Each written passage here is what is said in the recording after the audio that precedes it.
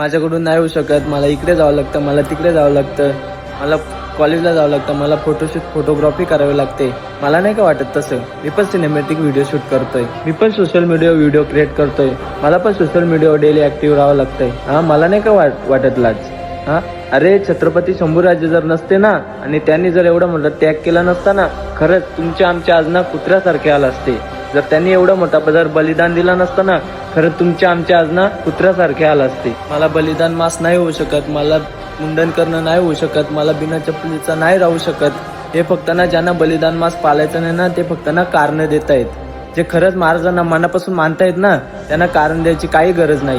काही लोक असे आहेत ज्यांना कॉलेजला जावं लागतं, ज्यांना फोटोशूटला जावं लागतं, अशा भरपूर ठिकाणी त्यांना तिथे जावं लागतं आणि अशा ठिकाणी भरपूर पब्लिक असते. तर अशा टायमाला बिगर चपलीचं मुंडन केलेलं कसं जायचं? जर लोकांनी विचारलं कशासाठी आणि काय, तर सांगा ना, मी माझ्या धर्मवीर शंभूराजांचं बलिदान मास पाळतोय, त्यात कसली लाज. मी पण सिनेमॅटिक व्हिडिओ शूट करतो, मी पण पब्लिक मध्ये जातोय. खाली तुम्हाला व्हिडिओ दाखवले, त्या व्हिडिओमध्ये बघा मी मुंडन केलेलं आहे, माझ्या पायात चप्पल सुद्धा नाहीये.